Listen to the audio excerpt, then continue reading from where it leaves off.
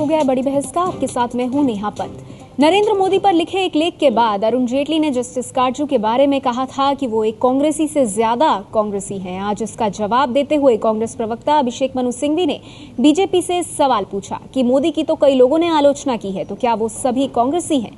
इस बीच कांग्रेस महासचिव दिग्विजय सिंह ने पूरे विवाद को एक नया मोड़ देने की कोशिश की है। दूसरी तरफ बीजेपी ने आज फिर काटजू से उनका इस्तीफा मांगा।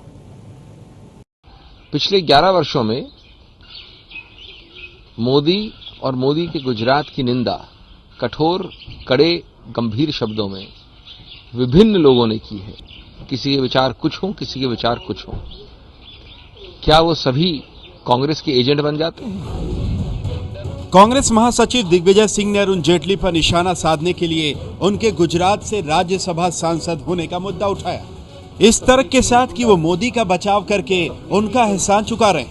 Justice Kajju has raised the issues, the developmental issues of Gujarat. Is it because he owes his Rajya Sabha seat to Mr. Narendra Modi that Mr.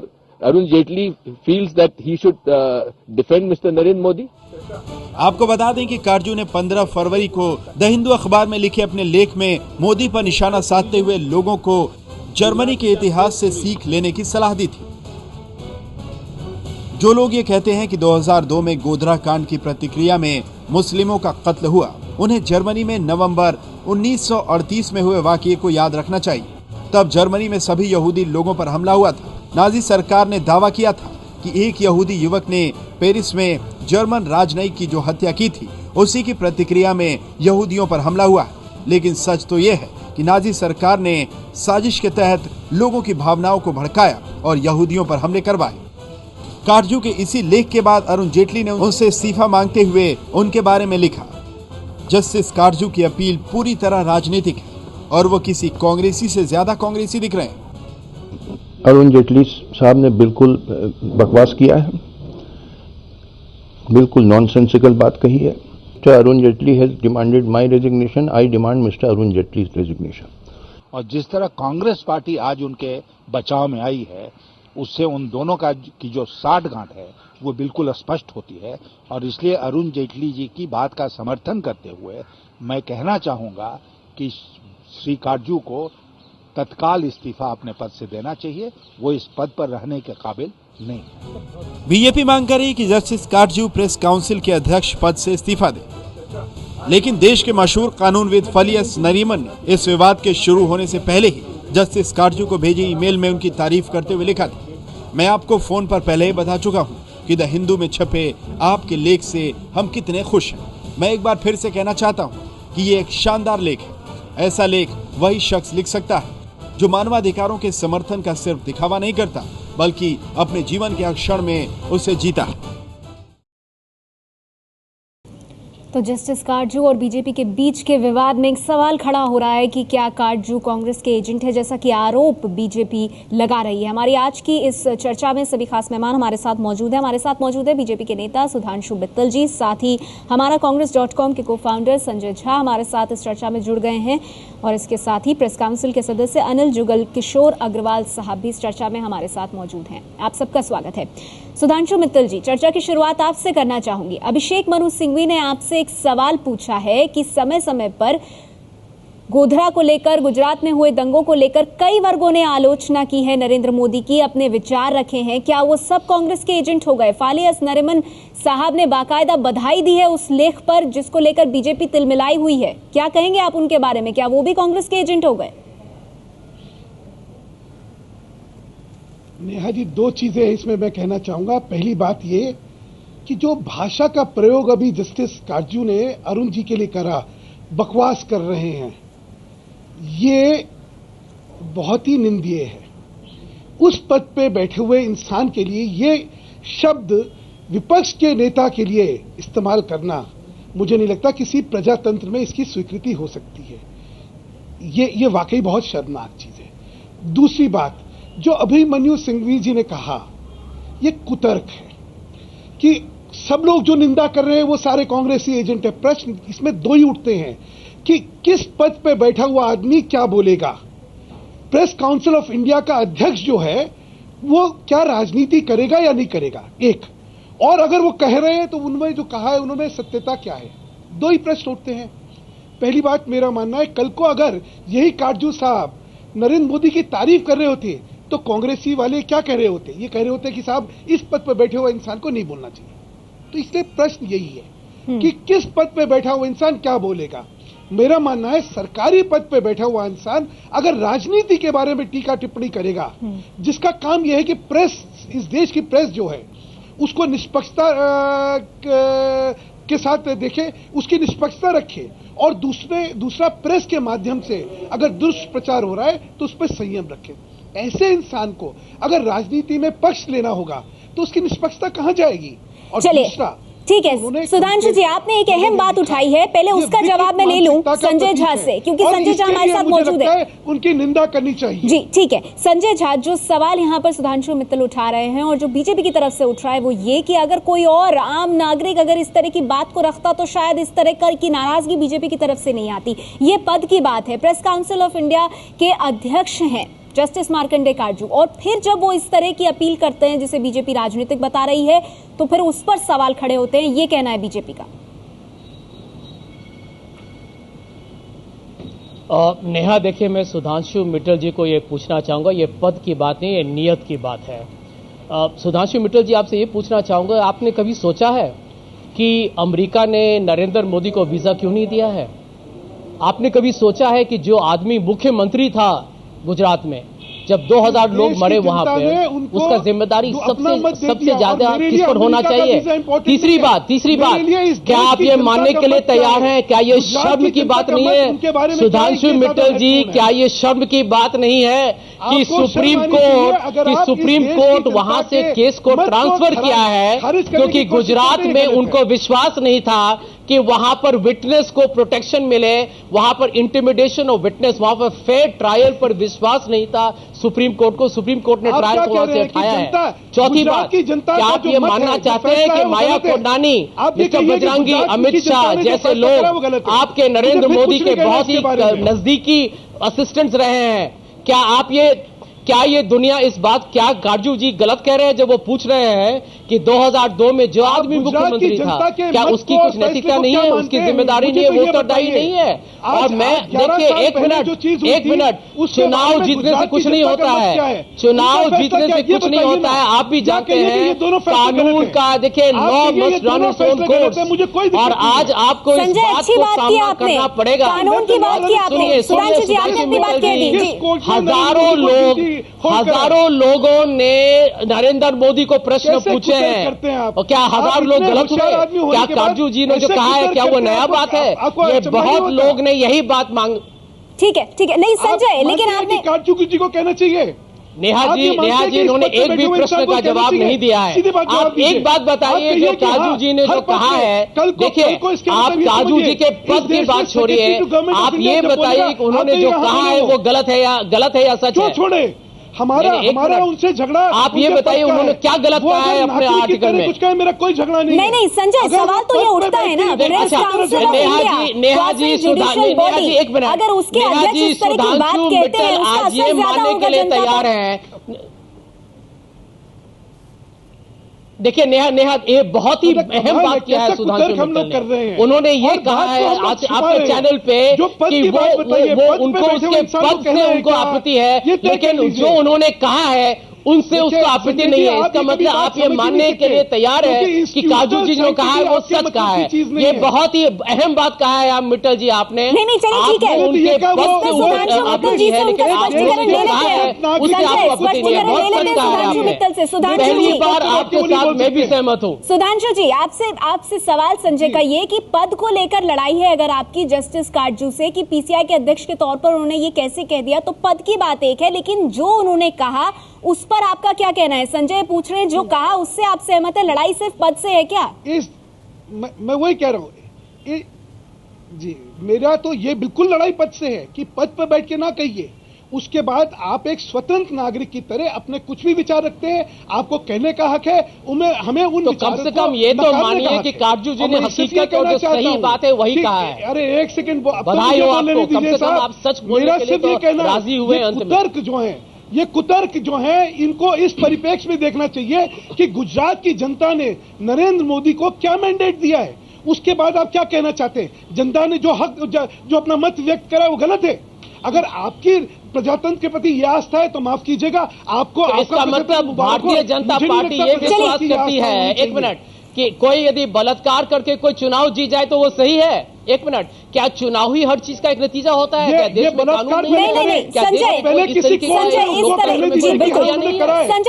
तरह के रिमार्क्स नहीं, इसलिए नहीं, मैं अपील करना चाहूंगी ये चर्चा को हम मर्यादित रखें, क्योंकि संजय के दंगों के जो सरगना है वो आज बोले नरेंद्र मोदी के बारे में, ये तो शर्मनाक बात है। भाई आप ना बोलिए, कोई बोले तो बोले। अरे 84 में आपने हजारों सिखों को मरवा दिया और आप बोल रहे हैं नरेंद्र मोदी के बारे में, शर्म आनी चाहिए आपको। ठीक है सुधांशु जी, आपने अपनी बात कह दी, कोर्ट ने अगर उनको जवाब दे सकता होल्ड कराए फिर बात करिएगा। नहीं संजय, मैं आपके पास आऊंगी। सुधांशु जी, संजय, आप दोनों ने अपनी बात रखी। हमारे साथ प्रेस काउंसिल के सदस्य अनिल जुगल किशोर अग्रवाल भी मौजूद है, हम उनसे भी बात करना चाहेंगे। अनिल जी, आप सुन रहे हैं जो लेख लिखा मार्कंडे काटजू ने, उस पे जिस तरह से नरेंद्र मोदी पर उन्होंने सवाल उठाए, जिस तरह की अपील की, उसको लेकर के बीजेपी का जहां कहना है कि वो कांग्रेस के एजेंट लगते हैं, वहीं दूसरी ओर कांग्रेस इस बात को सिरे से खारिज कर रही है। लेकिन बीजेपी का जो विवाद है वो इस बात को लेकर के कि प्रेस काउंसिल के अध्यक्ष के तौर पर वो इस तरह की बात कैसे कर सकते हैं, क्या कहेंगे आप? हाँ नेहा जी, मैं दो मुद्दे उपस्थित यहाँ करना चाहूँगा। मैं जो कल से बहस देख रहा हूँ, सबसे पहली बात तो अभी सुधांशु जी ने अपने बयान में ये कहा कि वे एक सरकारी पद पर बैठे हुए हैं। Justice Markandey Katju press council of India के चेयरमैन हैं और यह कोई सरकारी पद नहीं है, यह एक स्वायत्त संस्था है और जिसे कौशी जुडिशरी बॉडी का दर्जा प्राप्त है, इसलिए वे एक न्यायाधीश के पद पर बैठे हुए, वे किसी सरकारी पद पर बैठे हुए नहीं है। सरकार ने नॉमिनेट करा कि नहीं करा? मेरी बात सुधांशु जी, मेरी बात पूरी होने दीजिए, फिर हम बहस को बारी बारी से देंगे। तो ये पहली बात मैं देखिए, उनको बनाया या अपने आप बन गए वो? सरकार ने नहीं बनाया है, उनको एक चुनने का संवैधानिक दर्जा है, एक प्रेस काउंसिल का अपना पूरा संविधान है, उसके अंतर्गत पूरे 28 सदस्य मिलकर एक रिप्रेजेंटेशन भेजते हैं, लोकसभा के अध्यक्ष होते हैं, एक वाइस प्रेसिडेंट होते हैं, इन तीनों की कमेटी मिलकर जो पैनल होता है उसमें से को चेयरमैन के रूप में वे चुनते हैं और प्रेस काउंसिल के पूरे 28 सदस्य होते हैं। तो मैं ये कहना चाह रहा था कि सबसे पहली बात तो काटजू को ये स्पष्ट करना चाहिए। सुधांशु जी मेरी पूरी बात सुन लीजिए। सबसे पहले तो ये प्रेस काउंसिल का मत नहीं है जो बार बार अपने विचार काटजू जी मीडिया के सामने देते रहते हैं, यह प्रेस काउंसिल के विचार नहीं है। इससे प्रेस काउंसिल सहमत है या नहीं है, यह मुद्दा तब आएगा जब यह प्रेस काउंसिल का कोई विषय हो। यह प्योरली व्यक्तिगत तौर पर काटजू के अपने व्यक्तिगत बयान है और काटजू अपने बयानों के साथ साथ बार बार ये कहते रहे कि वे एक नागरिक के तौर पर अपने बयान दे रहे हैं। मैं सिर्फ इतना जानना चाहूंगा कि काटजू साहब की उम्र शायद अभी 65 वर्ष से अधिक है। 65 वर्ष तक काटजू साहब सुप्रीम कोर्ट के भी जस्टिस रहे हैं, वे हाई कोर्ट के भी जस्टिस रहे हैं, वे विभिन्न कोर्टों में उन्होंने वकीली की है। अब तक क्या उन्हें याद नहीं था कि वे एक भारतीय नागरिक हैं? पहली बात। दूसरी बात, गोधरा दंगों को लेकर 2002 में जो दंगे हुए उसमें 2013 में एक आर्टिकल लिखने का औचित्य क्या है, ये भी मैं व्यक्तिगत तौर पर समझ नहीं पाया हूं।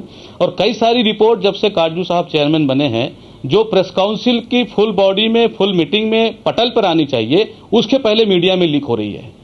मैं आपके सामने उदाहरण इसलिए दे रहा हूं, अभी स्टार न्यूज पर ही मैं जब सुन रहा था स्टूडियो में बैठ करके, तो मैंने सुना कि बिहार की कोई रिपोर्ट को, बिहार की किसी रिपोर्ट को लेकर आपने खबर बनाई। बिहार की रिपोर्ट अभी तक पारित नहीं हुई है प्रेस काउंसिल में।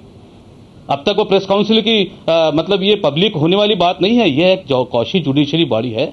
और यदि कोई व्यक्ति एक न्यायाधीश के पद पर बैठता है तो न्यायाधीश के पद पर बैठते समय जिस तरह वे सुप्रीम कोर्ट के जस्टिस रहे हैं, जिस तरह वे हाई कोर्ट के जज रहे हैं, उन्होंने उस समय कोई बयान क्यों नहीं दिया, ये मेरी व्यक्तिगत समझ से परे हैं। जी अभी भी आप कौशी जुडिशरी बॉडी के सवाल आप उठा रहे हैं। नहीं, लेकिन अनिल जी, क्योंकि आपकी बातों से एक कंफ्यूजन जो हो रहा है मैं उसको दूर करना चाहूंगी। आप क्या कह रहे हैं, क्योंकि जो लड़ाई है यहाँ पे, जो बात बीजेपी और कांग्रेस के बीच चल रही है वो ये चल रही है कि प्रेस काउंसिल के अध्यक्ष के तौर पर जब वो कोई बात कह रहे हैं वो खाली उनकी व्यक्तिगत राय नहीं हो सकती ना, उसके साथ साथ ही वो प्रेस काउंसिल के अध्यक्ष हैं। मैं वही कहना चाहता हूं, मतलब निकाला जाएगा क्या, उसमें आपको आपत्ति है या आपको लगता है कि पीसीआई के अध्यक्ष के तौर पर भी वो अपनी बात रख सकते हैं किसी भी मुद्दे पर, और फिर ये जनता पर छोड़ दिया जाए कि जनता उसे कैसे लेती है? देखिए नेहा जी, ये प्रेस काउंसिल में मेरी लगातार दूसरी टर्म है। प्रेस काउंसिल में पिछली टर्म में भी रहा हूं। हमारे जस्टिस रे हमारे चेयरमैन थे, इसके पहले सावंत भी चेयरमैन थे। मैंने कभी प्रेस काउंसिल की गतिविधियों को नजदीक से 95 से देख रहा हूं। प्रेस काउंसिल के चेयरमैन जो होते हैं वो अपने आप को एक न्यायिक पद का ओहदा मानते हैं, और न्यायिक पद पर जो व्यक्ति बैठता है, न्यायाधीश की भूमिका में बैठता है, मुझे लगता है उसको किसी एक के फेवर में या दूसरे के विरोध में पब्लिकली बयान देने के पहले काफी सोचना चाहिए। और वे बार बार हालांकि कहते हैं, कल भी जस्टिस काटजू ने कहा था, मेरी इसके पहले प्रेस काउंसिल की कई बैठकों में उनसे बात हुई तो उन्होंने कहा कि ये मेरे व्यक्तिगत विचार है। वे काउंसिल में भी बार बार कहते रहते हैं कि ये उनके व्यक्तिगत विचार है। मेरा ये कहना है कि व्यक्तिगत विचार के साथ साथ उनको ये ध्यान रखना चाहिए कि वे एक प्रेस काउंसिल जैसी कौशी जुडिशरी बॉडी के चेयरमैन पद पर बैठे हैं, और जिसका केवल काम इतना है, सुन लीजिए नेहा जी, केवल काम इतना है कि फ्रीडम ऑफ प्रेस के ऊपर में वो काम करे। हमारा जो संविधान है, हमें उतना ही अधिकार दिया गया है कि हम फ्रीडम ऑफ प्रेस के ऊपर में काम करें। उन्होंने कई राज्यों के जी तो अनिल जी, आपकी बातों से मतलब दर्शक यही मतलब निकाले, क्या निकाले? आप काटजू जी के पक्ष में बोल रहे हैं या विपक्ष में? बस ये संक्षेप में बताएं।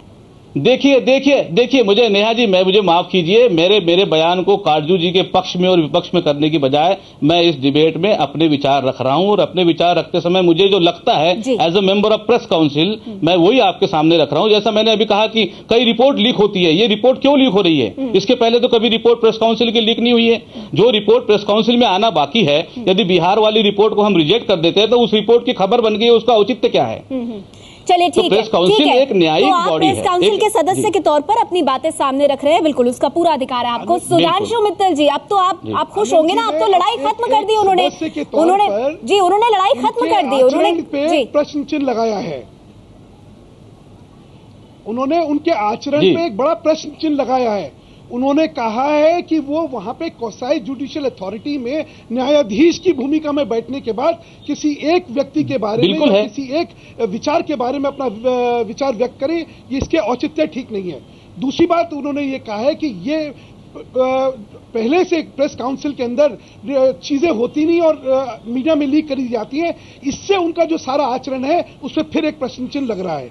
यही मैं कहना चाहता हूं, जस्टिस काटजू जो है वो एक कोसाई जुडिशियल अथॉरिटी के जब चेयरमैन है तो उनको ये याद रखना चाहिए कि उनको एक प्राइवेट सिटीजन का जो ऐड करना है इसको छोड़ दें, उसके बाद जो करना है करें। फिर जनता का हक है कि वो उनकी बात को माने या एक सिरे से रिजेक्ट करे। लेकिन इस पद पे बैठ के वो जब ये बात करते हैं तो ये पद की गरिमा के खिलाफ है, पद में उनका जो आचरण होना चाहिए उसके खिलाफ है। और खास तौर से जो अभी उन्होंने भाषा का इस्तेमाल करा हिंदुस्तान के राज्यसभा के विपक्ष के नेता के लिए, वो कह रहे वो बकवास कर रहे हैं, ये इतनी शर्मनाक और निंदनीय बात है। मुझे लगता है सुधांशु जी, आपकी बात पर संजय कुछ कहना चाहते हैं। चलिए ठीक है, आपने अपनी बात कह दी। संजय, आपकी प्रतिक्रिया इस पर? सुधांशु मित्तल जी, जब भारत के विनोद राय जब कैग के चीफ बन के अमेरिका में जाके भारत की मर्यादा का मजाक उड़ाते हैं, तब भारतीय जनता पार्टी कहती है कि उनको भारत रत्न दिया जाए, क्योंकि वो यूपीए कांग्रेस की समीक्षा करते हैं। तो वाह वाह, आप लोग भारतीय जनता पार्टी उसका राजनीतिक लाभ के लिए उनका वाहवाही करते हैं। यहाँ पर आप ये भी भूल रहे हैं कि एक मिनट आप लोग जो है सुधांशु मित्तल जी, आप ये भी भूल गए हैं, आप तो ये भी भूल गए मित्तल जी कि खुद काटजू साहब ने लिखा है, काटजू साहब ने अपने लेख में लिखा हुआ है कि उन्होंने महाराष्ट्र सरकार, दिल्ली सरकार और जहां भी कांग्रेस की भी सरकार हो उनके भी आलोचना की है, जब उनके राज्य सरकार में उनको लगा कि कुछ भी खामियां हो। आप देखिए, कम से कम लोगों को बहकाने की कोशिश मत कीजिए। भारतीय जनता पार्टी, देखिए आपको यह मानना पड़ेगा नरेंद्र मोदी पर बड़े प्रश्न हैं और प्रश्नों का अंतर आपको देना पड़ेगा।